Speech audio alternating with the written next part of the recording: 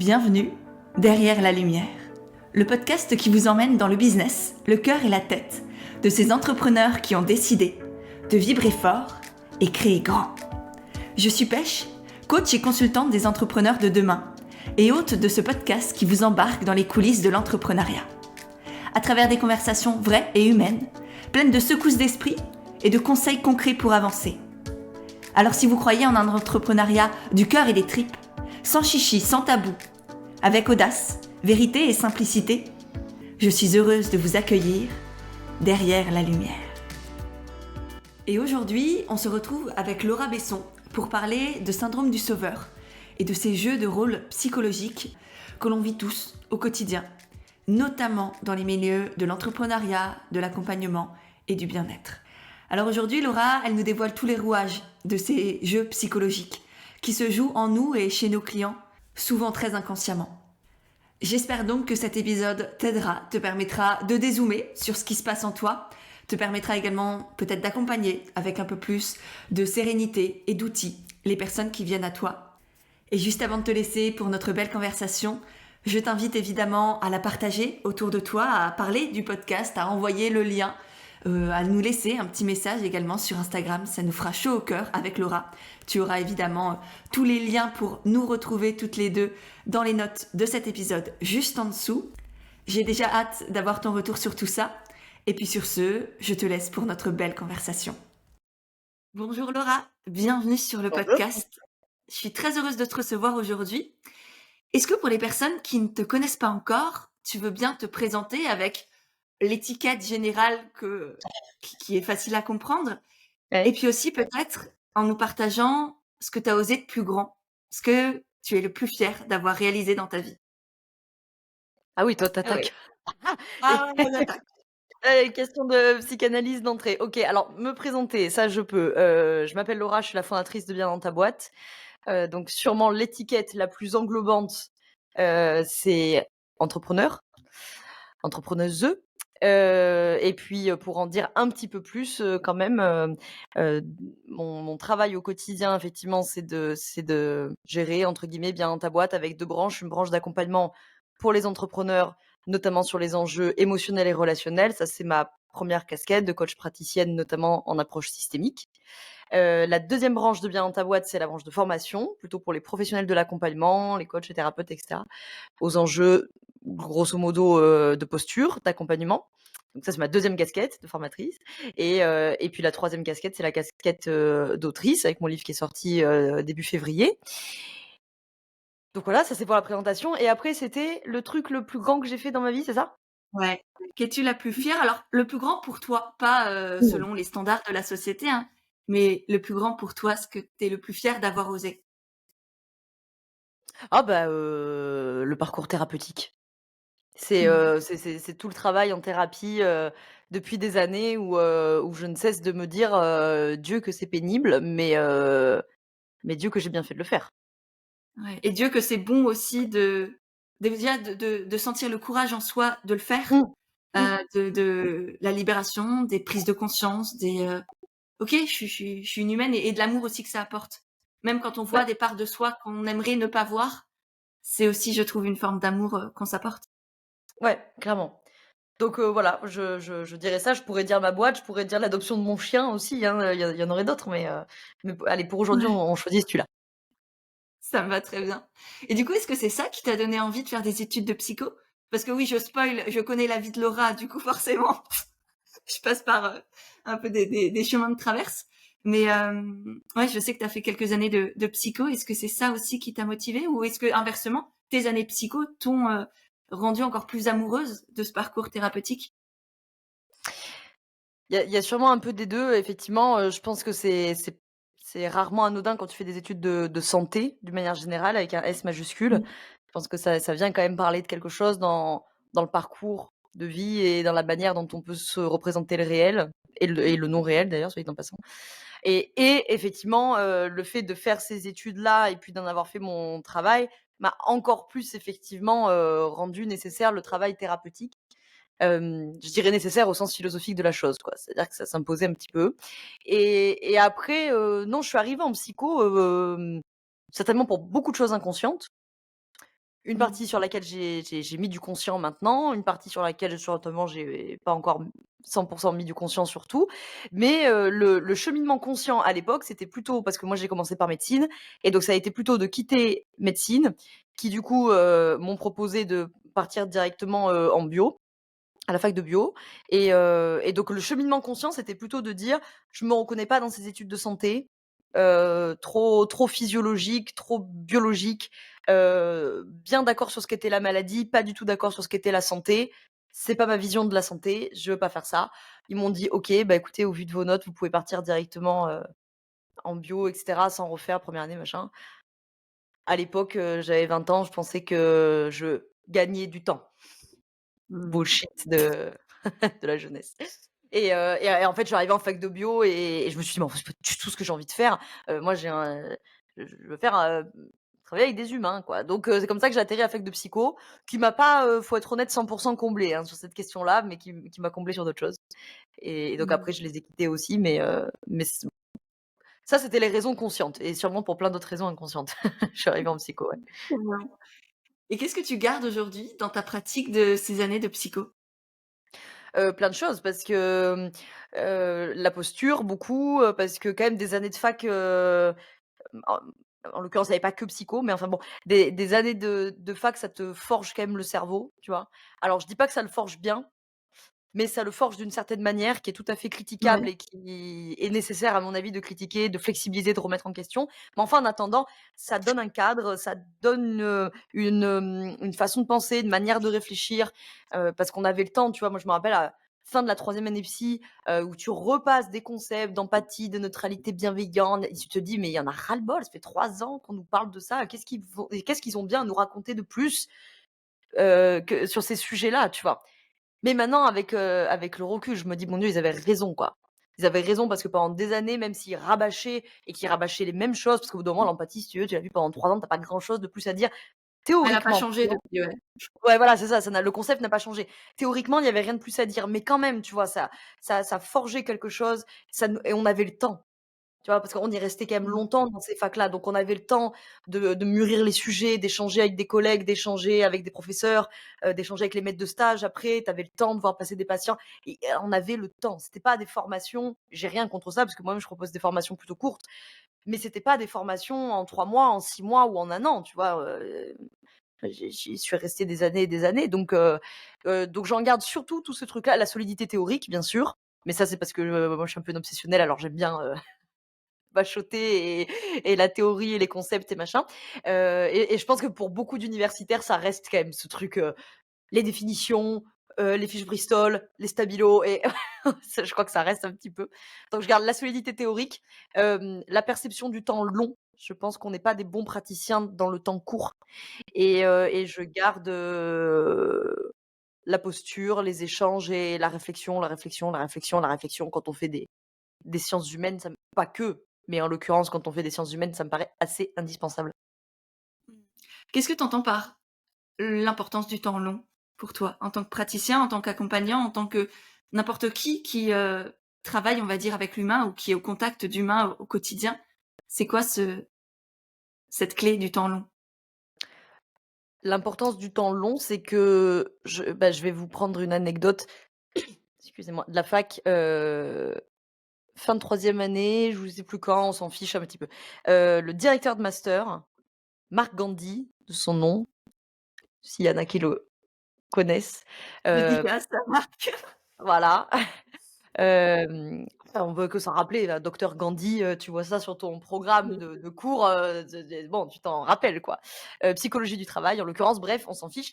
Un jour, il s'énerve en amphi, il claque ses cahiers là, il claque son cahier sur son bureau en bas de l'amphi et il nous dit, il était en colère pour une histoire de sélection, d'administratif de la fac et puis il nous dit: «De toute façon, la vérité, c'est que vous avez 21 ans, 22 ans, 23 ans et qu'on n'est pas psy quand on a 23 ans.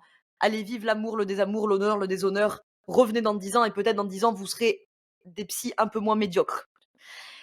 Et je trouvais il nous avait, quand même interpellés. En plus, il était fâché, mais il y avait vraiment une sagesse là-dedans. C'est que je suis pas en train de dire que les bons praticiens sont forcément des vieux praticiens. Parce que tu peux être un vieux praticien à con, qui s'est pas remis en question, qui s'est enfermé dans ses dogmes et tout, c'est pas ce que je dis, hein.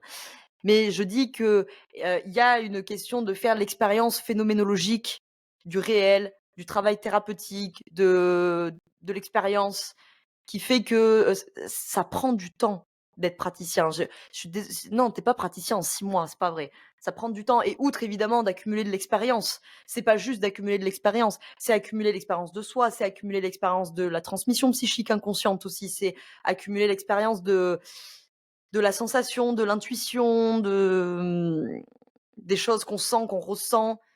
Il y a des choses, qui sont difficiles à Accumuler la vie, quoi. C'est avoir ouais, pendant, toute une année vécu des choses expérimentées, ressenties, pris du recul, ouais, accompagné et avoir été accompagné soi-même et puis, ouais. je pense qu'effectivement, c'est dans la matière qu'on a et pas dans les bouquins. Enfin, les bouquins sont essentiels, mais le step d'après, c'est, OK, la matière et ensuite la transmission ou la mise en application pour autrui. Mmh.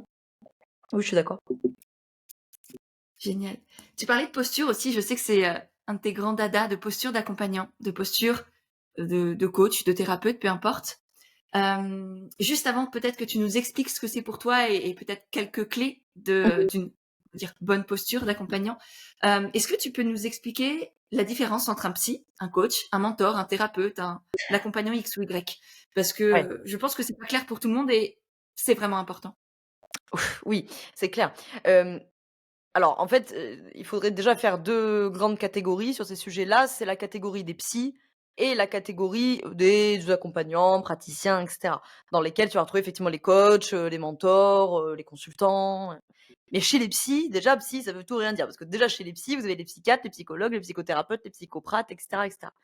Donc on va peut-être pas tous les passer parce qu'il faudrait peut-être un podcast entier pour tout passer, mais on va faire les grandes différences. Allez, prenons psychiatre, psychologue, coach, consultant et puis mentor, par exemple, tu avais dit ça. Ça fera déjà une bonne idée, je pense. Les psychiatres sont médecins, donc c'est un parcours qui passe par la fac de médecine, ils sont médecins, en l'occurrence spécialisés en 6e année aux ECN de la filière psychiatrie. Donc leur travail, c'est et je précise, c'est les seuls à pouvoir le faire, le diagnostic. Précise, pour celles et ceux qui nous écoutent et que je vois sur Instagram s'appeler coach en burn-out ou je ne sais quoi, vous n'avez absolument pas le droit. C'est un diagnostic, il est donc réservé à l'usage médical et donc ce sont les médecins qui s'en occupent. En l'occurrence, heu, médecin généraliste, hein, pourquoi pas ou, en l'occurrence le psychiatre. Donc voilà, le psychiatre, il est médecin, son travail, c'est un travail de diagnostic, c'est un travail éventuellement de prescription médicamenteuse si, il y Oui, a lieu j'allais de dire, c'est prescrire aussi lui qui peut faire les ordonnances de, voilà, d'anxiolytiques, d'antidépresseurs et compagnie, c'est ça? exactement. Et éventuellement de thérapie, s'ils sont, hem, voilà, il y a beaucoup de psychiatres qui ont passé par exemple des DU, des diplômes universitaires en psychothérapie et cetera. Le psychologue, lui ou la psychologue, il sort de la fac de psycho, c'est-à-dire une licence, un master, 500 heures de stage validé, une validation de titre qui lui donne, le titre de psychologue, qui est donc un titre protégé, bien entendu et donc lui, il fait tout le travail. Généralement les psychologues, on voit un peu mieux, hein, c'est le travail de l'accompagnement thérapeutique, de psychothérapie. Les coachs, c'est un titre qui n'est pas protégé, donc tout le monde peut le revendiquer, l'utiliser et cetera. Les coachs, a priori, ça vient plutôt de coacher et donc de l'accompagner d'un point A à un point B. Donc a priori, la posture de coach n'est pas une posture de conseil, c'est une posture vraiment d'accompagnement au sens littéral, c'est-à-dire aller vers ensemble et donc le alors évidemment coach, ça peut être des coachs pro, des coachs dev perso, enfin il y a beaucoup, de monde là-dedans, mais voilà, donc le travail du coach, c'est un travail d'accompagnant au sens littéral, c'est-à-dire toi, tu décides où tu es, où tu vas. Mon travail de coach, c'est au vu de mes outils et mes méthodes, trouvons le chemin le plus optimal, pour aller de ton point A à ton point B. Donc on n'est pas dans une posture de conseil, on n'est pas dans une alors évidemment, certainement pas dans une posture diagnostique, évidemment. On n'est pas dans une prise en charge des psychopathologies qui relèvent du travail des psychologues ou des Mmh, psychiatres. mmh mh. Tac à tac, les consultants, consultantes, là, on est pour le coup dans une posture de conseil, c'est-à-dire que là, on fait référence à des experts et des expertes de leur thématique, de leur sujet. Je sais pas moi, consultante Instagram, consultante, finance, que sais-je Et donc eux, ils sont là pour t'accompagner sur la problématique XY, qui est la tienne, très souvent dans une posture de conseil pour le coup, en élaborant avec toi des stratégies, des audits, des bilans et de trouver une solution au problème qui est le tien. Les mentors, alors le travail de mentor, c'est un peu un espèce de mix entre coach et consultant finalement, parce que souvent les mentors, ils ont une posture d'accompagnement de leur mentoré, ça comme ça. Mais ils peuvent quand même donner des conseils. Voilà, ils sont plus dans une posture, quelque part entre guillemets «un peu fraternelle», c'est-à-dire, voilà, moi j'ai accumulé de l'expérience, des connaissances et j'ai monté, un groupe ou en individuel et puis je t'accompagne vers, les objectifs que sont les tiens, mais il y a une démarche quand même, de compagnonnage, voilà, on pourrait dire ça comme ça. Mmh mh. Ouais, d'accompagnement. Est-ce que pour toi, c'est juste de dire qu'un psy va plus travailler sur le passé et un coach, un mentor ou un consultant va travailler sur le futur, sur l'avenir, sur bâtir? Alors, oui, non, disons effectivement, c'est souvent, la distinction qu'on donne pour faire simple et être compréhensible. Souvent on dit: «La thérapie, c'est pourquoi, le coaching, c'est comment, la thérapie, c'est le passé, le coaching, c'est demain». Et je le résumerai pas comme ça, il y a un peu de ça, mais il faut plutôt l'entendre. C'est compliqué parce que si vous voulez, la psycho est une science qui est très, très jeune en fait, faut être honnête, hein. C'est une science qui a 250 ans, universitairement parlant, je veux dire et donc la vérité, c'est qu'on est à peu près tous d'accord sur rien. Donc en fait, il y a beaucoup de courants en psycho et donc en fait, ne serait-ce que chez nos confrères et consoeurs psychologues, en fait, psychologue, sous-entendu clinicien, parce que déjà chez les psychologues, tu as des psychologues du travail, des psychologues cliniciens, des psychologues sociaux et cetera. Chez les cliniciens, entre un clinicien, psychanalytique freudien et un clinicien de la TCC, tu as un monde quand même quoi, tu vois? Donc en Mmh. fait, je C'est comme je s'ils avaient des visions de la vie et de la psychologie différentes, c'est bien ça? ouais, c'est Pour un que peu, ouais, tu as des présupposés à la psycho, effectivement qui sont différents. On part pas des mêmes présupposés sur l'humain et donc pas les mêmes méthodes, pas les mêmes outils, pas les mêmes analyses, pas voilà et donc ça serait un peu plus complexe que de vous dire ça parce que, par exemple, si vous allez voir un psychologue TCCiste, c'est-à-dire des thérapies cognitivo-comportementales, qui est vraiment un puriste de la TCC, il devrait pas vous faire parler 48 ans de votre enfance, hein et pourtant il est ouais, psy. j'allais dire, papa, maman, on les oublie. Ouais, bah, de manière un peu cliché, si tu tombes sur un puriste, lui, il Oui, va te dire: «OK, il y a un symptôme, je sais pas moi, d'anxiété, de phobie et cetera». Son prisme, vraiment, si tu es face à un puriste, c'est de dire: «OK, il y a un symptôme, qu'est-ce qu'on fait pour, se débarrasser de ce truc-là qui emmerde la vie de mon mmh mh. patient?» tu vois? Oui, Là où il est dans effectivement, le présent. Ouais, c'est quoi tes habitudes, tes expériences, qu'est-ce que tu fais, tes pensées et c'est sur le présent qu'on travaille pour l'avenir quand même. de manière cliché, tu vas chez un psychanalyste freudien puriste, lui, effectivement, ce symptôme-là, ce qui va l'intéresser, c'est d'où sort ce truc? Qu'est-ce qui Mmh a mh. créé les causes et conditions? C'est quoi la symbolique? Qu'est-ce qui échappe au vécu conscient de mon patient? Pour que le corps psychique manifeste ce symptôme-là, tu vois? Donc ça sera plus une et vous avez plein de coachs, qui ont des approches, bah, par exemple, c'est notre cas en systémique, quand tu as une approche de la systémique, en fait, tu passes quand même par l'enfance puisque tu passes par le système Mmh. familial. Donc je crois que oui, il y a un peu de ça pour répondre à ta question et puis il y a surtout la question des orientations, des référentiels et des outils, quoi. Ouais, génial. Merci de le dire parce que c'est vrai que bon, ça permet de globalement comprendre la différence psy et coach ou mentor, mais ça va passer loin. Enfin, je sais que moi, pour énormément de personnes, bah, selon la personne, ce que je ressens, je vais aussi utiliser des outils peut-être de vision, d'approche différentes Mmh, et hyper souvent, en fait, on va effectivement parler du passé, de l'enfance, de schémas qui se sont construits, de croyances, mmh, qu'ils ont aussi intégrées, sans pour autant me prétendre psy, que nenni, mais parce que ça aide aussi pour mmh, comprendre le présent et bâtir l'avenir. mmh, Donc c'est important de s'autoriser, je pense, en tant qu'accompagnant, à faire des ponts, à faire des liens et à pas juste rester focalisé sur ce qu'on m'a appris à la fac, en formation, dans le programme X ou Y que j'ai fait, mais garder les yeux ouverts et l'esprit ouvert aussi pour accompagner au mieux les personnes qui sont devant nous et qui chacun dans son individualité vont être plus ou moins réceptifs aussi à telle ou telle approche. Oui, alors effectivement, mais par exemple chez les psys, vous en avez beaucoup qui sont ce qu'on appelle des intégratifs, hein, c'est-à-dire qui intègrent, différents outils, différentes méthodes, différents courants et cetera. Oui, oui, je suis d'accord avec toi. Là où il faut bien rester vigilant, attentif, précautionneux, prudent, méfiant même, je vais utiliser le mot, c'est, notamment si vous allez gratter sur, l'enfance, le passé et cetera, vous savez pas ce qui peut ressortir de ça et donc évidemment le truc que j'aurais à dire c'est, soyez formés, faites pas n'importe quoi avec la santé mentale des gens, même quand on est coach, même quand on est consultant, même quand on est mentor. Si vous pète un trauma à la gueule, il faut savoir quand même le gérer avant de pouvoir le réorienter bien sûr à vos confrères et consoeurs psychologues, hein, mais vous allez pas réorienter dans la Ouais, sur le demi-seconde, coup, quoi. tu peux pas lui dire: «Ah, appelle Bidule Voilà, et dégage». exactement. Tout à Ouais. Ouais, c'est lourd à porter, tant pour la personne d'aller, secouer quelque chose qui n'était pas prêt forcément à revivre, mais aussi pour soi de, enfin, je sais que moi, psychologiquement, si je vois quelqu'un mal en face de moi, que je ne sais pas réagir, je vais très mal le vivre pendant des jours et des jours. Donc tant pour l'autre que pour soi, c'est hyper important de se former là où on va, gratter et sinon Mmh. le laisser à ceux, qui sont formés justement, quitte à Oui, évidemment, rebasculer vers un professionnel formé, adapté aux bien besoins de sûr. la personne. Et parfois, ça oblige à, entre guillemets, perdre un client, perdre un contrat, dire non, je suis pas la bonne personne. Mais je crois que par éthique, ça me paraît juste évident d'avoir, que ce soit la première question à se poser quand quelqu'un vient vers nous de est-ce que j'ai les épaules, les connaissances, les compétences pour accompagner cette personne?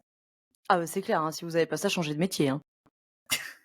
On est Non mais d'accord. pardon, hein, je suis cash, hein, mais en fait, effectivement, si vous avez pas sincèrement la préoccupation du Mmh. bien-être des gens qui y a en face, faut pas être accompagnant, hein. Faut changer de Ouais. métier. Et en même temps, est-ce que tu crois pas que certains peuvent être biaisés par leur envie d'aider, leur soit par ce qu'on va appeler, le syndrome du sauveur, soit par une sorte de mégalomanie de: «Je peux sauver la planète, j'ai plein d'outils, j'ai fait plein de formations, j'ai 3 milliards de diplômes, moi je gère». Tu vois? Est-ce que, Bien sûr, ça ouais, ouais. tu as déjà vu ça ou ça peut arriver? Oui, bien sûr, d'autant plus ces dernières années où être coach, accompagnant, c'est assez à la mode, on en voit beaucoup. Il y en a beaucoup, il y a beaucoup de réorientation vers ça et cetera donc effectivement, il peut y avoir l'effet de mode, il peut y avoir, ce côté, effectivement un peu position de sauveur, «Je vais sauver l'humanité, les gens ont besoin de moi». Il y a une grande confusion qui est: «Non mais je fais un bilan de compétences et cetera, je pense que je vais me réorienter là-dedans parce que tout le monde me dit que je sais bien écouter, je suis toujours celle qu'on vient chercher quand, on a besoin d'écoute». Mais tu es toujours celle qu'on vient chercher déjà parce que tu es une femme, déjà. Petit 1 et tu es toujours celle qu'on vient chercher parce que peut-être effectivement tu as une position de sauveur et qu'en fait la position de Mmh. sauveur, c'est une position qui recevra toute la semaine des messages: «Merci pour ta patience, merci pour ta bienveillance, merci pour ta compréhension, merci pour ton soutien, merci pour ton écoute, merci, merci, merci». C'est normal, c'est une position de sauveur. Pour autant, être l'ami qui écoute, c'est pas être le praticien ou la praticienne qui travaille, c'est autre chose. Donc oui, évidemment, mais bon, j'ai envie de dire des gens qui font ce métier pour des entre guillemets, «mauvaises raisons», j'imagine que c'est le cas dans tous les métiers, j'imagine. Bon, il a la particularité comme tous les métiers liés aux autres que, si tu le fais pour les mauvaises raisons, ça n'implique pas que toi. C'est plutôt que ça le problème. Parce que j'imagine que si tu fais mécanicien auto pour des mauvaises raisons, c'est peut-être très enquiquinant, mais ça a peut-être moins de répercussions, d'un point de vue, santé mentale, quoi. Là, évidemment, c'est enquiquinant. Donc oui, il peut y avoir les positions de sauveur, bien entendu, ça c'est récurrent. Le côté effet de mode, les questions, ouais, un peu mégalomaniaques et cetera, oui, oui, oui, oui, ça peut arriver. Moi, je les ai pas trop, je pense que c'est pas vraiment ma cible. Moi, j'ai beaucoup de positions de sauveur plutôt. Mais Heu, est-ce que pardon, je te coupe, mais parce que en t'écoutant, je me dis aussi, est-ce que les 2 ne sont peuvent, être liés, tu vois? La position de sauveur qui rend mégalo, Ça parce peut, que, toute la journée on reçoit des merci, parce que ça nous donne l'impression d'être vivant, d'exister, d'être important et bien que sûr. du coup, on se forge l'idée de: «Je suis enfin je dois et je veux sauver le monde». Ah oui, c'est possible, oui, oui. Chez les positions de sauveur, en fait, l alors disons, pour répondre, clairement, a priori, non, ça ne devrait pas faire ça, a priori. Parce que la position du sauveur, c'est une position qui est intrinsèquement liée à des questions d'endettement dans le système familial. En français, ça veut dire, c'est un gamin qui part du principe qu'il a commis une faute et qui doit racheter cette faute-là. Donc a priori, les positions de sauveur, vous allez plutôt les retrouver bourrées de culpabilité, que dans des accès un peu mégalomaniaques. Ceci dit, ça peut se voir aussi dans des effets un peu de surcompensation, tu vois? C'est-à-dire, en fait, je me sens pas à la hauteur, je me sens, comme tu disais, pas importante, je me sens insignifiante, je me sens inexistante et cetera. Toutes ces constructions du monde-là et donc peut-être qu'au lieu de rester sur ce pôle-là du continuum, je suis allée surinvestir l'autre extrême du continuum en disant: «Je me sens hyper importante, hyper, signifiante, machin». On est dans la même dialectique, ça s'appelle juste faire du même à l'envers en psychosystémique, mais effectivement, ça pourrait donner un peu des effets surcompensatoires qui vont donner une espèce de truc, ouais, un peu alors qui serait effectivement pas mégalomaniaque techniquement parlant, mais très surcompensé, un peu surjoué et cetera. Après, tu peux voir aussi, notamment dans le milieu de l'entrepreneuriat, tu en as beaucoup, des structures de personnalité qui sont pas des névrotiques, hein, si tu veux, pour être clair, hein. Donc du coup, bah, effectivement, tu vas retrouver chez eux, position de sauveur ou pas, les accès de la structure de personnalité, peut-être un peu plus état limite quoi, Mmh. un peu plus Oui, la mégalo, névrose, si j'essaye juste de traduire, la névrose, c'est un peu ce qu'on peut tous avoir, le truc un peu banal, on a tous des névroses et l'étape d'après, là, ça devient dangereux. C'est ça? Enfin dangereux, un peu, voilà, peut-être à traiter et à se méfier alors, aussi parfois. le sujet des structures de personnalité, aussi passionnant soit-il, il est complexe parce que déjà, il est pas reconnu par tous les psys. Donc quand on est OK. dans le vocabulaire des structures de personnalité, on est plutôt dans le vocabulaire des confrères et consoeurs de la psychodynamique. C'est grosso modo de la psychanalyse pour faire très simple, pour, résumer vulgairement. Dans ce courant-là, je vais faire très simple, on va pas faire tout un cours de psycho. Freud, il avait différencié la structure névrotique de la structure psychotique. Pour faire très simple, la structure névrotique, c'est la majorité d'entre vous qui nous écoutez. C'est mon cas, c'est sûrement le tien. C'est des humains névrosés, névrotiques, c'est-à-dire tenus par ce qu'il appelle des angoisses de castration. Le mot fait très peur. En français, ça veut dire tu es tenu par la culpabilité. Voilà. Si tu roules pas Mmh. à 140 sur la route, c'est parce que tu es tenu par l'angoisse de la castration, c'est-à-dire l'angoisse que la vie te retourne le truc sur la tronche et que tu te payes un accident ou que tu te fasses niquer ton permis par les flics, quoi. Tu vois. Voilà. Ça, c'est l'angoisse de castration. C'est les emmerdes que nous avons tous en tant que névrotiques. J'ai peur d'avoir blessé. J'ai peur de me prendre un retour de bâton de la vie, etc., etc. La psychose, on va passer plus rapidement, la structure psychotique, c'est la structure qui vit une altération du réel, c'est-à-dire concrètement, c'est ce qu'on pourrait appeler des «fous» entre très gros guillemets, Mmh. mais pour que les gens comprennent. C'est-à-dire que vous avez là-dedans tous les enjeux vraiment des délires, des hallucinations, d'une forme de déconnexion du réel. Et après, il y a la troisième structure, qui met à peu près personne d'accord, qui est la fameuse structure état limite, borderline, on retrouve ce terme-là, perversion chez les lacaniens. Bon, qui est la structure moi j'aime bien dire état limite parce qu'état limite, ça porte très bien son nom, qui est l'état limite névrotique, limite psychotique. Noyau psychotique, nimbé d'une enveloppe névrotique. En français, ça veut dire: «Ça a l'air normal, Et ça l'est mais pas. ça l'est pas tant que ça». J'avais un Ouais. prof en psycho, il disait: «C'est le papier peint qui tient les murs». J'adore cette expression. «C'est le papier peint qui tient les murs, ça a l'air normal, mais il faut pas que, ça tremble trop, qu'il y ait un peu de vent dehors parce que chut, il y a tout qui fout le camp». Alors la structure est à limite, elle est assez difficile à résumer parce que faudrait prendre beaucoup de pincettes, parce que tout le monde n'est pas d'accord et cetera. Donc je vais la résumer, vulgairement. S'il y a des psys qui nous écoutent, vous me pardonnerez le raccourci. La structure est à limite, c'est ce que vous allez retrouver dans une forme d'instabilité comportementale, instabilité émotionnelle, espèce de réactivité constante à tout qu'on peut retrouver très souvent dans des conduites addictives. C'est une structure qui a un lien complexe à la question des limites, par définition. Et donc quand vous êtes professionnel de l'accompagnement, ça va pas forcément être très simple à gérer puisqu'ils vont régulièrement faire péter les limites et faire péter le cadre. Et vous allez très souvent, si on reprend du vocabulaire un peu freudien, comme la personnalité est morcelée, qu'il y a du clivage, bah, vous allez retrouver dans une partie de la personnalité ce côté de la toute-puissance infantile qui effectivement les rend parfois, très, voilà, pas mégalomaniaques mais il peut y avoir de ça. Très, Mmh. «Je suis le centre du monde, tout tourne autour de moi». Et C'est une il y a structure un qui côté donne la vie manipulateur aussi, non?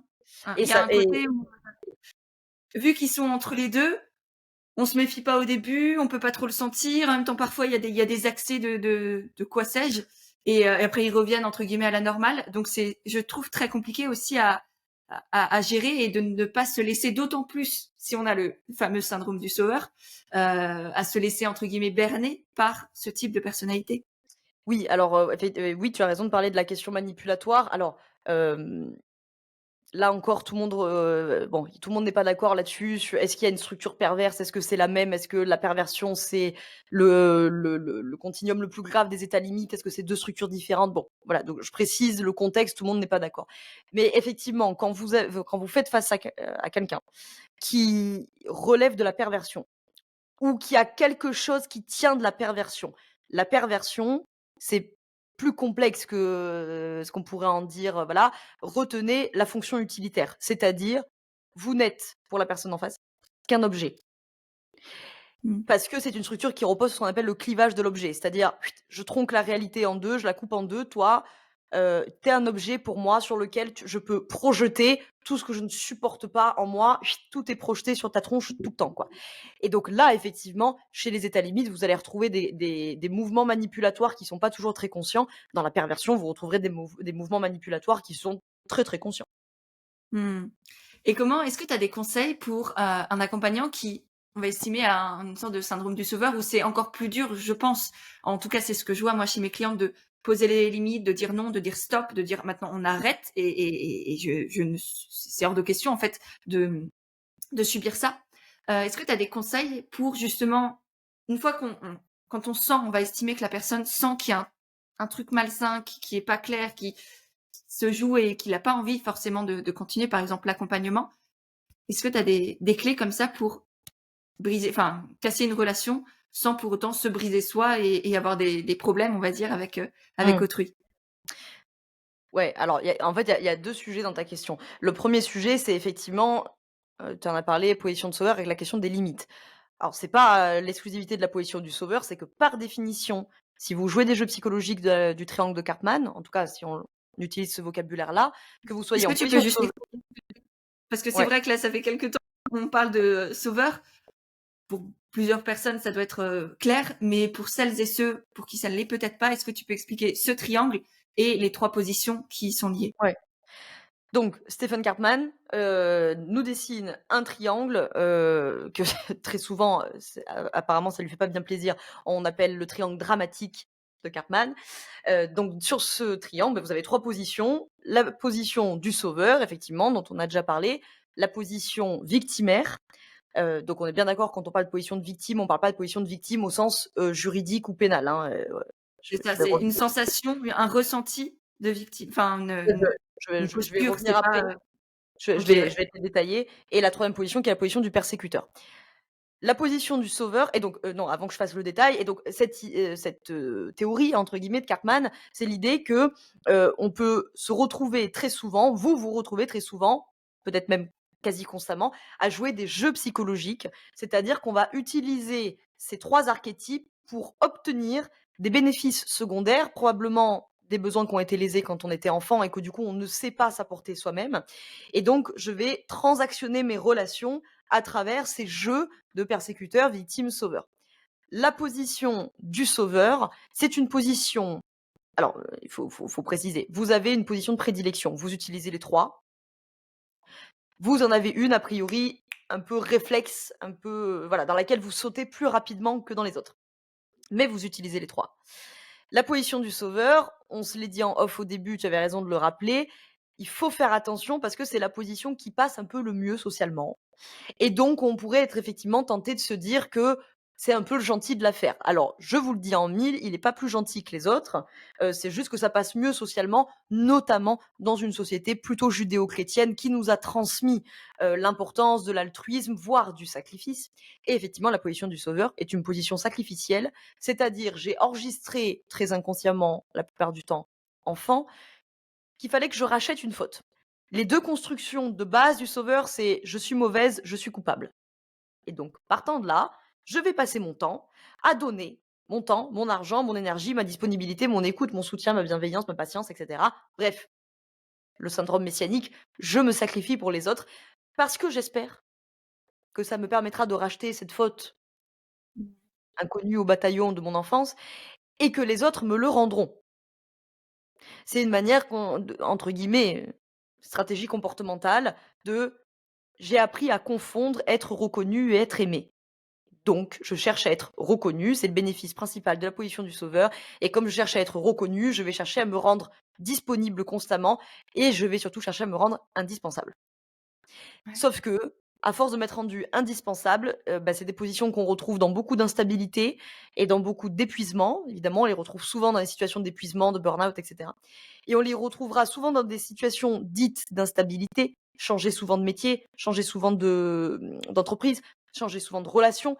C'est pas qu'ils sont instables, c'est pas ça. C'est qu'en fait, ils endettent les systèmes dans lesquels ils se présentent, parce qu'à force de tout donner à tout le monde, ils n'obtiendront jamais, je vous le dis en mille, si vous vous reconnaissez dans la position du sauveur, vous n'obtiendrez jamais tout ce que vous donnez aux autres. Puisque par définition, comme vous le donnez beaucoup, vous ne le recevrez pas beaucoup, vous endettez le système. Et quand le système est trop endetté, le sauveur n'a plus d'autre choix que de dire, eh ben, je m'en vais. Ou je cherche à ce qu'on me dégage de là, tout du moins, parce que ça devient intenable. Position de sauveur. La position victimaire, ça n'a rien à voir avec le fait que vous ayez pu être ou que vous soyez victime d'un point de vue légal ou pénal, hein, on parle pas de ça. On parle, encore une fois, de la position que j'utilise quand je suis dans la plainte, quand je fuis mes responsabilités, quand je suis en passivité. La position victimaire, c'est la position qui lève les mains et qui dit: «Je sais pas, j'ai pas d'idée», hein. Les positions victimaires, vous les connaissez bien, surtout si vous avez des positions de sauveur. Parce que forcément, si vous êtes en sauveur, vous avez beaucoup de victimes autour de vous qui disent bah, pas grand-chose, en fait. Alors soit elles parlent tout le temps, mais pour se plaindre, soit elles disent pas grand-chose parce qu'il y a beaucoup de bloqueurs de communication. Je sais pas quoi dire, je sais pas quoi faire. Bah oui, il faudrait que je change de boulot, mais je sais pas comment faire. Bah oui, je sais, je suis pas heureuse dans mon couple, mais je sais pas comment me sortir de là. Bon, c'est la position victimaire, elle est en passivité. La position victimaire, c'est une position qui a été endettée enfant et comme il y avait un gros moins dans la caisse, elle cherche à faire rentrer beaucoup de plus dans la comptabilité. Elle cherche de l'approbation, elle cherche de la validation, elle cherche à ce qu'on s'occupe d'elle. Et en fait, là où le sauveur a appris à confondre reconnaissance et être aimé, la position victimaire, elle a appris à confondre se plaindre et obtenir de l'aide. Donc en fait, c'est une position qui ne sait pas demander de l'aide, ou en tout cas qui passe par des chemins de traverse, quoi. Ou soit elle vous fait pas de demande, soit elle vous fait des demandes complètement excessives, que le sauveur, bien entendu, armé de son fouet de la flagellation, va s'empresser d'aller faire jusqu'au jour où le sauveur va dire: «J'en ai ras-le-bol, avec tout ce que je fais, on fait rien pour moi». Voilà pour la position victimaire et puis, il nous reste la position du persécuteur. Alors très souvent, vous entendrez effectivement la position du bourreau. Alors techniquement, dans la littérature, c'est la position du persécuteur. La position du persécuteur, c'est la position qui a appris à confondre la puissance avec la violence. Donc lui, il va à grands coups de domination pour rabaisser l'autre. La plupart du temps, ce qu'il cherche, c'est la domination ou c'est le respect.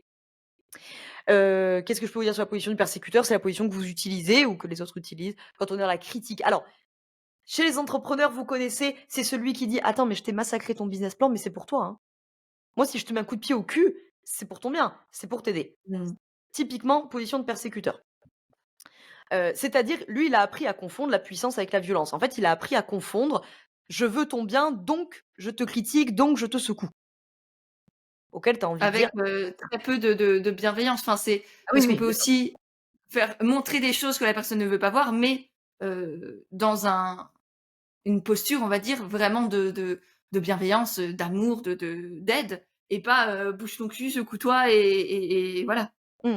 En fait, le mot-clé qu'il faut que vous reteniez sur le triangle de Cartman, c'est la question de la demande. En fait, ce sont 3 positions qui n alors la position victimaire, elle n'en fait pas.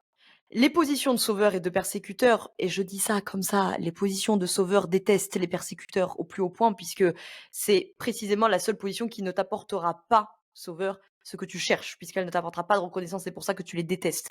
Mais vous êtes les mêmes, c'est 2 positions de parents inadaptés qui sont juste sur 2 extrêmes différents du continuum. Et en fait, ce sont 2 positions qui anticipent les besoins et les demandes. En fait, au même titre que le sauveur qui impose son aide et à qui tu as envie de répondre, c'est pas tu as envie, à qui tu dois répondre. «Je te remercie pour ton aide, mais si j'ai besoin de quelque chose, je te le demanderai». C'est la même chose avec la position du persécuteur qui va anticiper les demandes et qui va dire: «Non, mais si je critique ton business model, c'est pour ton bien. Je te remercie pour ta critique constructive peut-être, bienveillante peut-être, mais si j'ai besoin de quelque chose, je te le demanderai, parce que là, je t'avais rien demandé, en fait». Mmh. Donc voilà, ça c'était pour vous faire le grand topo du triangle de Cartman et donc pour en revenir à la question des limites, par définition, si vous jouez ces jeux psychologiques, c'est parce que les limites ne sont pas claires et que ce que nous on appellerait le territoire psychique, il n'est pas 100% fermé, il n'est pas 100% établi. Comme les limites sont pas 100% établies, on différencie mal le dedans et le dehors. On différencie mal mes demandes, mes besoins, tes besoins, mes émotions, tes émotions, etc., etc. Et donc, pour transactionner, pour obtenir ce que je veux, je vais jouer à la victime, je vais jouer au sauveur, je vais jouer au persécuteur. Donc en fait, les thématiques de fond, vous allez les retrouver dans les 3 positions puisque vous utilisez les 3. Après, ça prend un petit peu des formes différentes, on va dire ça comme ça. Et donc, pour, revenir sur ta question, je dirais que petit 1, si vous vous retrouvez dans ces jeux psychologiques, quels qu'ils soient, il faut faire ce travail de fermeture du territoire psychique et d'imposer des limites parce que effectivement, ça va vous enquiquiner la vie en tant que professionnel de l'accompagnement. Parce que si vous êtes dans un jeu psychologique, ça veut dire que l'autre va y être aussi et qu'en fait, cette peur d'être facilement manipulable, elle parle que votre territoire psychique, il n'est pas fermé et que donc il ne vous protège pas. Parce qu'en fait, quand vous avez des limites solides et établies, il y a aucun problème à dire à un bénéficiaire: «Il est 10 heures, c'est la fin de séance». Et il n'est pas question qu'on déborde, en fait.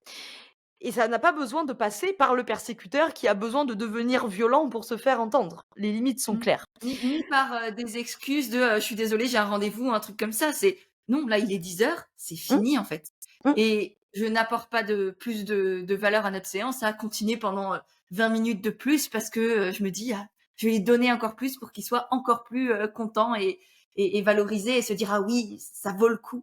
Mmh. C'est, moi, j'entends souvent ça de, «Bah oui, on fait ça dure toujours plus longtemps parce que comme ça, je me dis que la personne, elle, c'est rentabilisé et elle va se dire: «Ah, il y a encore plus de valeur qui est apportée» et cetera. Oui, oui, oui, je comprends ça, hein. Je pense qu'on est beaucoup à passer par là. Ça peut parler des positions de sauveur qu'on retrouve souvent effectivement dans ces, mécanismes-là, comme tu dis, de donner tout le temps, hein, donner plus de temps, donner plus de valeur, donner plus, donner plus, donner plus. Parce que encore une fois, il y a un schéma dessous de penser que si je donne plus, je vais être plus aimé. Je donne plus, donc je serai plus indispensable, donc je serai plus reconnu, donc je serai plus aimé. C'est la manière, la plupart du temps, dont c'est tricoté.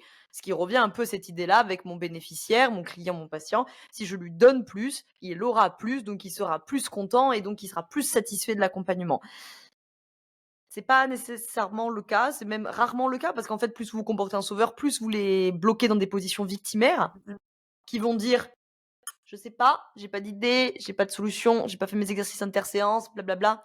Heu mais c'est difficile de sortir de là parce que évidemment ce truc-là, qui consiste à dire: «Plus je donne, plus je vais être aimé», vous l'avez appris très tôt et au-delà du fait de l'avoir appris très tôt, ça vous a probablement sauvé la vie dans votre système familial et dans votre C'est pas enfance. là Donc pour rien. voilà, donc il s'agit pas de dire: «Oui, il faut arrêter d'être un sauveur». Ça, c'est très facile à dire et c'est pas facile à faire. Mais effectivement, ça vaut le coup d'aller, travailler là-dessus, ma Mmh. la manière qui vous conviendra le mieux, pour essayer de le changer ce schéma. Mais déjà, si vous arrivez à prendre conscience que plus vous donnez, moins vous recevrez, parce que ça, c'est hyper contre-intuitif pour une position de sauveur qui doit être là à m'écouter en disant: «Mais qu'est-ce qu'elle me raconte celle-là? Genre attends, ça fait, 20 ans, 30 ans, 40 ans que je m'enquiquine à tout donner pour obtenir, elle est en train de me dire que ça marche pas. Qu'est-ce qu'elle me raconte?» Ça marchera pas parce que vous endetterez le système. Ça marchera quelques mois, quelques années, peut-être, au prix de votre épuisement, et du non-respect de vos limites, de vos besoins, de vos émotions, mais in fine, ça marchera pas. Ouais et c'est intéressant de tu l'as un peu sous-entendu, mais de voir à quel point plus on est en mode sauveur, plus on va positionner l'autre en tant que victime et elle va prendre cette po même si de base elle arrivait pas avec peut-être un petit syndrome de la victime, mais pas, grandiloquent et plus on va jouer au sauveur, plus l'autre va se positionner en victime. On va limite la prendre et la foutre dans cette posture et ça crée un cercle vicieux dont il est très compliqué de se sortir quand on est empêtré dedans et qu'on a l'impression que ça fait partie de son identité. Oui, parce qu'en fait, il y aura cette question d'endettement et donc en fait, une fois que vous êtes parti dans une dynamique sauveur-victime, alors sauveur-victime, sauveur-persécuteur, victime-persécuteur, enfin, peu importe, hem, chacun est 100 responsable, hein. Donc dans la relation, c'est pas 50-50 comme on dit souvent. C'est pas 50-50, c'est 100 chacun. Le sauveur est 100 responsable de ce qu'il fait, la victime est 100 responsable d'aller dans sa position victimaire. Par contre, une fois que la dynamique elle est installée, encore plus pour les dynamiques sauveur-victime, parce que les sauveurs vont très vite endetter le système, et les victimes vont laisser le truc faire parce que c'est une position de passivité, donc ça laisse faire le truc, quoi. Elle est facile. Hem, Ouais. voilà, effectivement, il y a un moment, le système sera trop endetté et donc ça va être très compliqué d'arriver à rééquilibrer le truc. C'est possible, hein, mais bon, ça va être complexe. C'est quelque chose qu'on voit beaucoup dans les thérapies de couple, par exemple. Ça va être complexe parce que on va se faire payer la note, hein, à un moment donné. Ouais. Et du coup, là, si on revient à une personne qui est, on va dire, accompagnant en posture de syndrome du sauveur, première étape pour sortir de ça, déjà en prendre conscience. Mmh. Voilà, il faut déjà un minimum de courage, d'honnêteté envers soi-même, de se poser et d'accepter de potentiellement aller changer cette structure, se remettre en question et faire les choses différemment et prendre le risque d'une certaine manière. En tout cas, c'est comme ça souvent que c'est vécu, prendre le risque de ne plus être aimé, de ne plus être valorisé, de ne plus exister. Et ce sera la sensation qu'on aura Mmh. au départ. Du coup, ensuite, fixer des limites avec l'autre, quitte à prendre ce risque, comme dit, de ne plus être aimé. Est-ce qu'il y a d'autres choses qu'on peut faire, qu'on peut mettre en place? Oui, alors effectivement, ça c'est en fait, c'est tout le travail de fond de la fermeture du territoire psychique. Ça veut dire prendre conscience, comme tu l'as dit. Ça veut dire comprendre effectivement comment ça s'est construit ce truc-là dans l'enfance. Qu'est-ce que vous cherchez à obtenir? Ça m'apporte quoi cette position de sauveur? De la reconnaissance, c'est sûr et certain. Maintenant, reconnaissance chez moi, ça veut dire quoi? Ça prend quelle forme? Ça s'inscrit comment? Je l'ai transactionné comment quand j'étais enfant? Qu'est-ce que je cherche aujourd'hui, et cetera. Que vous le fassiez en thérapie, que vous le fassiez vous-même. Après, comme je dis souvent, analyser ses filtres à travers ses propres filtres. On est bloqué à un moment donné. Voilà, hein, c'est souvent limité quand même. Mais bon, fermeture du territoire psychique, sortir de ces jeux psychologiques. Première étape, ça veut dire bien comprendre ce triangle de Cartman si on veut bosser avec cet outil-là. Deuxième étape, ça veut dire savoir repérer des invitations aux jeux psychologiques parce que c'est pas si simple que ça. Exemple, je toque à ton bureau cet après-midi et j'ouvre la porte et puis toi tu me dis: «Ah bon Dieu Laura, ça c'est pas le moment». Qu'est-ce que tu m'envoies comme invitation au jeu psychologique là? Là, tu m'envoies pas du persécuteur. On va penser que c'est persécuteur parce que le ton est abrupt, Mmh. mais c'est la position victimaire qui est en train de me parler. Parce que là, tu en passivité.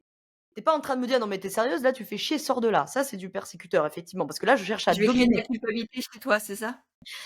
Alors, il peut y avoir effectivement les enjeux de culpabilisation, mais en fait, là, dans cet exemple-là, quand tu dis: «Oh non, Laura, par pitié, me dérange pas», c'est la position victimaire qui parle. C'est: «Ah mais Mmh. je n'ai pas de solution et Laura me dérange, je ne sais pas quoi faire». C'est pas parce que le ton est abrupt que c'est le persécuteur qui parle. Ce n'est pas parce que le ton est condescendant que c'est le persécuteur qui Mmh. parle. Le sauveur peut être très bien condescendant, hein, sans problème. Le sauveur peut très bien dire: «Mais attends, pêche, mais mais moi si je dis ça, c'est pour ton bien». C'est le sauveur qui parle, c'est-à-dire je suis en train d'anticiper tes besoins et tes demandes parce que je sais mieux que toi ce dont tu as besoin. C'est pas Mmh. parce que mon ton est condescendant que c'est le persécuteur qui parle. Bref, donc déjà, d'une manière générale, il faut savoir repérer déjà les invitations que je peux recevoir au jeu psychologique ou que je peux lancer et c'est pas si simple que ça. Parce que c'est pas, Bah, surtout quand notre premier réflexe, ça va être de, j'entends ça, je vais pas me poser: «Ah attends, qu'est-ce qu'elle m'a dit? Sur quel voilà. ton? Quel mot? Quel truc? Qu'est-ce que ça veut dire?» C'est, mon inconscient, enfin mon identité de base qui va répondre. Mmh. Oui, c'est pour ça qu'effectivement, c'est déjà un gros travail, repérer les invitations aux jeux psychologiques, de savoir déceler qu'est-ce qui relève du ton, qu'est-ce qui relève de la posture. Le meilleur conseil que j'ai à vous donner, c'est si vous avez un doute, j'ai 2 trucs à vous dire. Si vous avez un doute, c'est qu'il y a plus de doute. Ce que je veux dire par là, c'est que la plupart du temps, pas toujours, la plupart du temps, quand vous avez l'intuition qu'il y a quelque chose qui est louche dans la transaction, c'est probablement qu'il y a quelque chose qui est louche dans la transaction.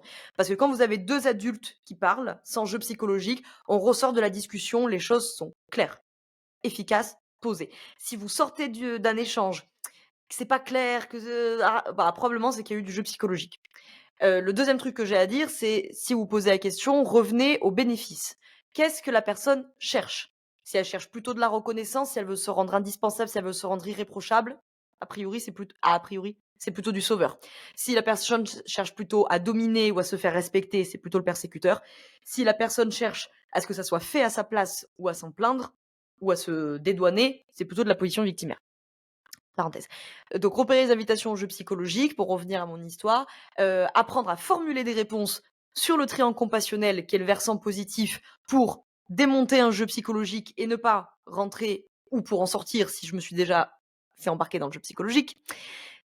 Identifier les constructions du monde, c'est-à-dire les croyances négatives à propos de soi-même, pour faire simple. Identifier les constructions du monde, flexibiliser les constructions du monde, faire le travail sur les limites, faire tout le travail de quels sont les besoins qui ont été lésés enfant et que je cherche à tout prix à Mmh. obtenir, par exemple, par cette position du sauveur. Et c'est pas si simple parce qu'effectivement, par définition, apprendre à se les apporter, quand tu as pas fait l'expérience enfant de ce que c'est que d'être reconnu, valorisé, que sais-je, il s'agit pas d'avoir un éclair de génie le matin en me disant: «Tiens, j'ai fait un tirage de tarot, il faut que je me reconnaisse moi-même». Tu sais pas le faire, tu as pas appris, tu sais pas. C'est bien pour ça que c'est tout ce travail de fermeture du territoire psychique qui, petit à petit, va te permettre d'internaliser, par exemple, ce besoin de reconnaissance et qui, comme tu l'as très bien dit, forcément, va passer par un temps désagréable, douloureux même, où il va falloir petit à petit, ça va pas se faire d'un coup, mais abandonner tous les bénéfices de la position du sauveur et il se passe un temps où je n'obtiens plus les bénéfices de la position du sauveur et je n'obtiens pas encore tous les bénéfices de la position d'adulte. Ah! Et ce Mmh. temps-là, effectivement, il n'est pas agréable du tout, il peut être assez douloureux, il a l'air assez interminable. C'est pour ça que c'est important là d'avoir des bons praticiens qui sont capables de vous accompagner et de vous étayer, comme on dirait, en psycho, qu'il y a un étayage suffisant dans ces moments-là pour qu'on traverse ce moment-là qui, chez les sauveurs, la plupart du temps, va ressembler à la solitude parce que c'est la grande angoisse, la position du sauveur, c'est les angoisses de solitude. Mmh. Ouais. Oui, c'est du coup un grand travail à faire avant tout en soi et ensuite accepter le j'allais dire le déconfort, non, c'est pas ça. L'inconfort. Le mal-être, on va dire, de cette nouvelle position, et le pire qu'on puisse ressentir, là, c'est des émotions, des sentiments désagréables. C'est tout ce qui va vous arriver en fin de compte et je crois que le jeu en vaut grandement la chandelle de Oui, ah, d'être un adulte et c'est effectivement, pas un moment très agréable, hein. Ça peut, effectivement, y avoir plein d'émotions, désagréables. Ça peut se faire au prix de perte de relations, hein. Généralement, chez les sauveurs, ça va souvent se passer comme ça parce que quand ils vont commencer à se rendre compte qu'ils veulent plus, rentrer dans ces positions de sauveurs, il y a, la plupart du temps, c'est pas la majorité des relations, mais c'est possible qu'autour de vous, il y ait des relations, des positions victimaires qui disent: «Tu veux plus me sauver? Wesh, c'est quoi cette affaire-là?» Et qui, du coup, vont plus vouloir continuer la relation. C'est possible. C'est possible que ça se passe comme ça. mmh, Et c'est bien ça qui va être tout l'enjeu pour, les sauveurs. Ça va être de traverser ce moment-là où ils vont se confronter à ce qu'ils redoutaient le plus, c'est-à-dire: «Putain, je le savais, je ne joue plus au sauveur et du coup on m'abandonne. On ne me reconnaît plus, je ne suis plus indispensable, donc je ne suis plus reconnu, donc je ne suis plus aimé».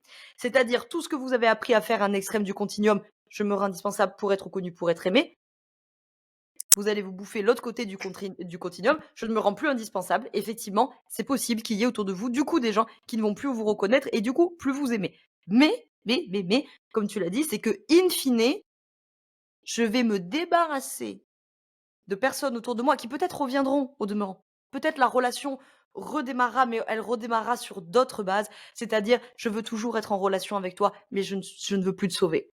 Donc, soit tu viens mmh, dans une mmh. position d'adulte avec moi et ça va être formidable, soit tu ne veux pas y venir et c'est moi qui m'arrête. Oui et d'une certaine manière, limite, c'est un magnifique cadeau qu'on leur fera à eux aussi, de sortir d'une position peut-être de victime ou de bourreau ou de je ne sais pas quoi, qui, mine de rien, consciemment ou inconsciemment, leur fait pas du bien non plus. Donc en fait, c'est un cadeau qu'on fait à soi d'abord et peut-être même à l'autre aussi ensuite. Oui, alors en tout cas, effectivement, pour les positions de sauveur qui nous écoutent, je vais pas trop insister sur c'est un cadeau pour l'autre parce que je veux pas nourrir votre position de sauveur. Oui, du coup, c'est Mais, vrai. C'est vrai. mais effectivement, vous le faites pour vous. La personne qui est en face s'en saisira ou pas. Sa responsabilité, son choix, vous pouvez rien y faire.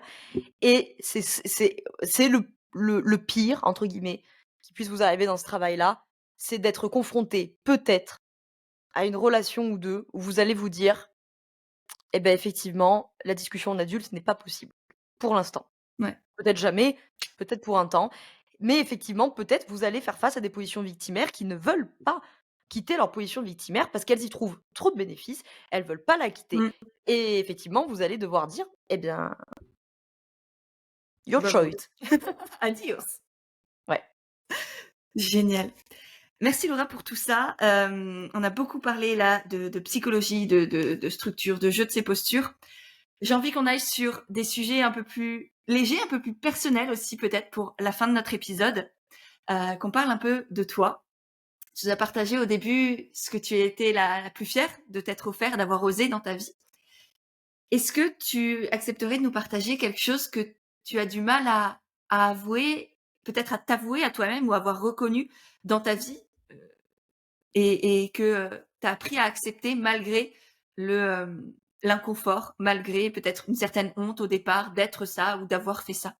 Est-ce qu'il y a quelque chose comme ça qui Oui, hein, ça, des échecs et des trucs, qui marchent moins bien, chez moi ou quoi, il y en a plein, comme chez tout le monde. Qu'est-ce que je pourrais te dire qui serait intéressant? Ta question, c'est, un truc que j'aurais du mal à avouer. ouais, peut-être par rapport à ton entreprise, quelque chose qui s'est mal passé ou un une croyance que tu as eue, des choses que tu as faites dont tu es pas forcément super fière, mais qui t'ont appris quand même, mine de rien, beaucoup sur, tant qui tu es, que l'entrepreneuriat, que les relations? Oui, bah, un truc, effectivement que je pourrais dire, c'est que, puisqu'on a parlé de la position du sauveur, c'est que alors moi, c'était vraiment ma position de prédilection. C'est clair et du coup, comme toute bonne position de sauveur, ça m'a embarquée souvent, enfin je me suis plutôt, embarquée souvent, petit 1 dans des bourbiers, notamment, relationnels et petit 2, à me faire des illusions sur mes illusions et donc ça m'est Mmh. arrivé souvent, souvent, hein, de m'embarquer dans des schémas comme ça de, «Non mais si je donne beaucoup, et bah forcément ça va forcément s'arranger, ça va forcément marcher, ça va forcément, tenir dans le temps et donc j'ai eu grande tendance à m'illusionner avec ça, comme beaucoup de sauveurs d'ailleurs, mais à m'illusionner avec ça et à penser, j'allais dire bêtement, c'est pas bêtement parce que ça sort pas de nulle part, c'est que tu l'as appris quelque part, hem, mais voilà, à me faire des illusions sur mes illusions, Mmh. heu Est-ce que tu as un exemple concret de ce que tu entends par là? Ouais, par exemple dans une relation amoureuse, récente où, enfin oui bon pas, ça a pas 2 mois, mais enfin bref, on s'en fiche. Ces dernières années où, où je me suis fait des illusions sur mes illusions, clairement. C'est-à-dire qu'en fait, sortie de cette relation, franchement, je pouvais pas dire comme une position victimaire: «Le ciel m'est tombé sur la tête, je me suis rendu compte de rien». Non, la vérité, c'est que tu voyais bien, tu as joué au sauveur. C'est tout. Parce que Mmh. tu voulais être importante, parce que tu voulais le sauver, ce pauvre garçon-là et donc je me suis fait des illusions, mais ça, c'est le propre d'être amoureux, de se faire des illusions, c'est normal. Là où c'est plus emmerdant, c'est que je me suis fait des illusions sur mes illusions. C'est-à-dire que j'étais illusionnée de l'amour, bah, ça, c'est normal et par-dessus ça, je me suis fait des illusions de: «Mais si je lui donne tout, il sera forcément heureux». Ah là là, ma pauvre petite Laura, tu ne peux rien faire pour rendre les gens heureux, ce n'est pas ta responsabilité. Ouais, C'est pas ta surtout c'est pas responsabilité ta et tu ne le feras pas. responsabilité. Oui, bah, Ouais, les 2, les ouais, 2. Oui. ouais, c'est hyper important là de je pense que ça ferait un bon résumé à tout ce qu'on s'est dit, c'est reprendre ses responsabilités et laisser les leurs aux autres. N'est-ce pas? Merde! N'est-ce Voilà, pas, Dieu que Laura a passé des années en thérapie à travailler là-dessus. ouais. C'était le chemin de Laura, voilà. Eh oui. Et est-ce que tu as une prise de conscience ces derniers mois, alors du coup peut-être dans un autre registre, qui t'a beaucoup apporté et qui te permet d'être là aujourd'hui encore peut-être un peu plus toi, un peu plus heureux, structuré, épanoui dans ta vie ou dans ton business? Ouais, une prise de conscience, qui a changé la donne ces derniers mois. Alors moi, ouais, prise de conscience, c'est un peu ma je pense que comme beaucoup de gens, tu sais, qui dans ces milieux-là, on travaille beaucoup sur nous, on est très réflexif, on se questionne beaucoup, donc je pense des prises de conscience, on en a souvent. Celle que je choisirais dans les derniers mois, en vrai, je vais prendre celle-ci. Entre guillemets, c'est un peu con ce que je vais dire, au sens, c'est un peu une grande porte ouverte dans laquelle je vais mettre un grand coup de pied. Mais, des fois, c'est les trucs les plus «simples» entre guillemets, les plus évidents qu'on a tendance à perdre de vue et quand j'ai fait mon traditionnel épisode des 3 leçons de l'année précédente, je l'ai mis épisode de podcast, je l'ai mis dans cet épisode-là, c'est l'action est toujours ce qui me donne des résultats. Alors tu vas me dire: «Super, c'est quand même un truc de base, de coaching, développement perso, blablabla». Oui, c'est vrai, mais c'est vrai que ces dernières années, on a eu aussi beaucoup le corollaire, il faut s'introspecter, il faut réfléchir sur soi, il faut se poser des questions et c'est bien sûr, c'est pas moi qui vais dire le contraire, c'est mon travail donc bien entendu, je vais quand même prêcher pour ma paroisse. Évidemment, posez-vous des questions, réfléchissez. Oui, mais mais ça m'a permis aussi de concevoir un peu mon métier autrement. C'est que je me suis dit: «Non mais en fait, moi, mon travail, c'est d'aménager des parenthèses de réflexion pour les bénéficiaires qui viennent à moi». Parce que moi, je suis quand même dans des approches qui sont très réflexives, hein. Généralement, tu repars pas de mes séances, en mode, «Cui-cui, c'est trop bien la vie». Généralement, tu repars de mes séances avec une barre là de: «Oh là là, il y a beaucoup de choses à réfléchir». C'est, le propre des approches un peu plus «analytiques» entre guillemets, mais je fais pas du tout de psychanalyse, hein. Bref, c'est un autre sujet. Qu'est-ce que je voulais raconter avec mon affaire? Donc mon travail, en partie, c'est d'aménager des parenthèses dans la vie de ces personnes qui viennent jusqu'à moi et qui me font confiance, pour réfléchir, avancer, mettre de la conscience sur ce qui se passe à leur insu. Mais c'est des parenthèses. Le reste du temps, ils doivent être ancrés dans le réel et ils doivent faire Mmh. l'expérience du réel et l'expérience, en l'occurrence de l'action. Alors je suis toujours pas devenue une volontariste d'un point de vue philosophique, hein, parce que c'est toujours pas ma came, quand on veut, on peut, machin, c'est toujours pas ma came. Mais par contre, je deviens un peu hegelienne ces derniers mois et je me dis: «Eh, l'expérience du réel d'abord, quoi». Tout n'est pas à mentaliser tout le temps et je suis très mal placée pour dire ça parce que je réfléchis à tout, tout le temps. Mais du coup, voilà, c'est un peu ma prise de conscience des derniers mois. C'est finalement, je n'ai jamais regretté mes passages à l'action, je n'ai jamais regretté mes prises de risques, les moments audacieux et cetera. Il y a eu plein d'échecs, il y a eu plein de conneries, ça c'est sûr. Mais finalement, c'est toujours ce qui a fait avancer ou débloquer la situation dans un sens ou dans l'autre, quoi. Ouais, et puis c'est ce qui nous permet aussi de mieux nous comprendre, mieux nous connaître, de Oui, grandir, de ressentir des trucs, de vivre en fait. ouais. Et moi je t'avoue que même si mon mental est bien au taquet, heu, cette réflexion hegelienne me parle énormément et que, Mmh. moi c'est oui les grandes idées et le passage à l'action. Sinon ça ne sert à rien. J'ai failli faire Sciences Po, Dieu merci, je ne l'ai pas fait. Je pense que j'aurais été très malheureuse dans cet univers où oui, on pense beaucoup, oui, on parle beaucoup, mais on fait parfois très peu ou trop peu à mon goût, à moi. Mmh. Et que j'ai développé cette passion de l'entrepreneuriat, de l'accompagnement, de oui, on réfléchit, oui, on avance, oui, on va creuser intérieurement, et ensuite on passe à l'action. Et on Ouais. voit. Et l'idée, c'est juste d'oser, d'essayer.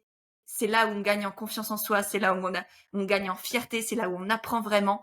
Donc oui, allez-y, réfléchissez et ensuite osez appliquer. Ouais, puis comme Si tu dis, jamais. c'est des itérations, quoi. C'est pas je réfléchis puis j'agis. C'est je réfléchis, j'agis, je réfléchis, Ouais.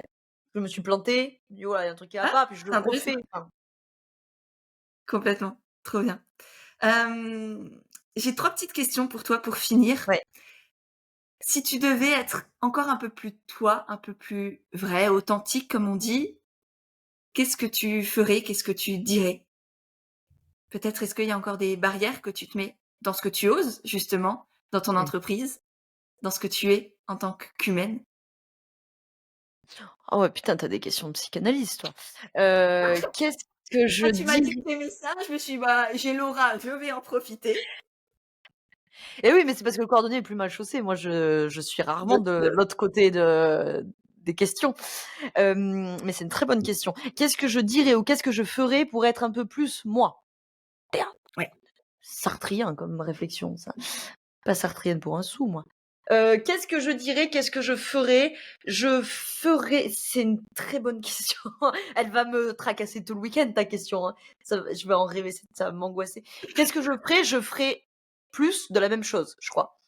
Je Mmh. crois que, hem, dans la nature des actions actuelles, on est bien, mais j'intensifierai le signal, sous certains trucs, parce que en ce moment, je suis quand même assez fatiguée et donc du coup, bah, je rame enfin, à mon niveau d'exigence qui est exorbitant, je rame un peu et donc je crois que je ferais bien de dormir de me reposer, de prendre des vacances et après, parce que le repos d'abord, l'action après quand même, pour la santé et donc après je pense que voilà, je ferai globalement la même chose, mais je le ferai, plus et je me censurerai moins des fois sur des choses où je me dis: «Ouais, non, mais j'ai pas le temps, je ferai plus tard», bullshit. Tu juste, OK, et la qu'est-ce trouille. qui fait que tu trouves pas ce sommeil et ensuite ces actions?